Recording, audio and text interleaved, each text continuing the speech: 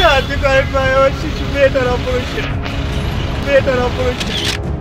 শোনেন,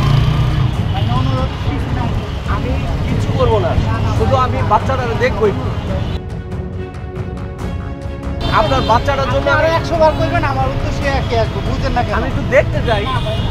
সব জায়গায় যেতেছি, সবাই একটু সাহায্য করলে আমার মেয়েটা প্রাণে বাঁচুক। এই যে এদিক দিয়ে খাবার দামে খাদ্য ডালে খাওয়া ঠিক হয়ে গেছে ভাই। আমার মেয়েটার প্রাণ বাঁচান ভাই, আমি অনেক বড় বিপদে আছি।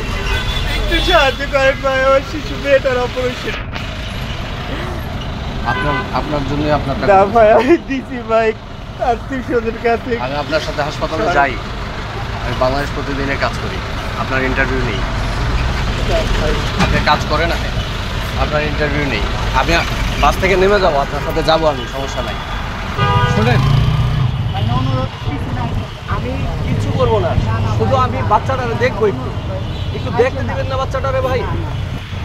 ভাই শুনেন, হ্যালো ভাই, প্লিজ অনুরোধ করতেছি ভাই, আপনার বাচ্চাটার জন্য আরো 100 বার করবেন, আমার উত্তর সে একই আসবো, বুঝেন না কেন? আমি একটু দেখতে চাই।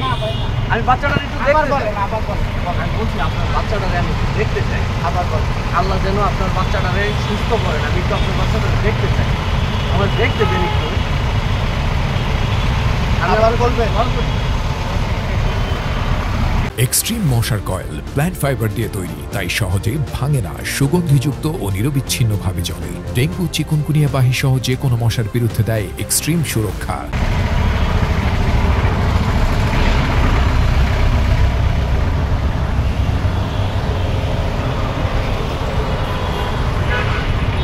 আমার কাজের মাঝখানে আমার পিছন আসতেছেন কেন? আপনি আমার বাসাতে বললেন ভাই আমি সহযোগিতা করতেছি, এখন আমার পিছন আপনার তো আমি না করছি না, আপনি না করছি না।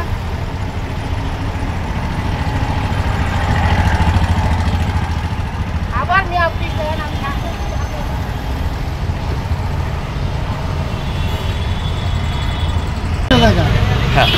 ভালো হইলাম যে দরকার হেপাই তো রাষ্ট্রপতি এই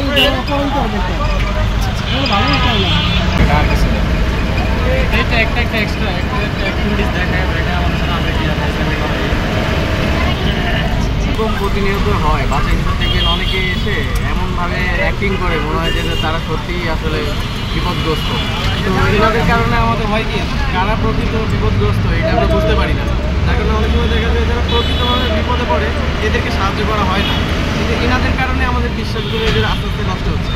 আসলে এটার একটা প্রতিকার দরকার আমাদের।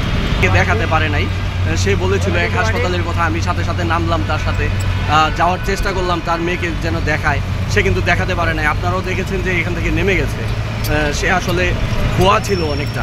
তো আপনার এই জায়গা থেকে আপনি কি মনে করেন, এই যে এভাবে প্রতিনিয়ত রাজধানী শহরে এরকম কার্যক্রম চলে, তারা এভাবে একটা চক্র মানুষের কাছ থেকে এভাবে টাকা নিয়ে নিচ্ছে, তো এই বিষয়ে আপনার কি মনে হয়?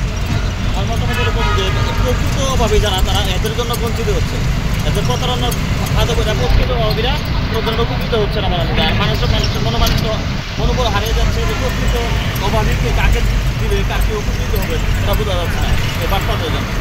এই বিষয়টাকে আমি ভালো চোখে দেখতেছি না, কারণ সে হয়তো একটু সমস্যায় পড়ছে, বলুক যে আমি তোরা খাবার খাইতে পারতেছি না, আমার কিছু টাকা দেন, হেল্প করেন, কিন্তু এই যে মিথ্যার আশ্রয় নিয়ে মিথ্যা বলতে বলতে সময় সত্যি হয়ে যাবে।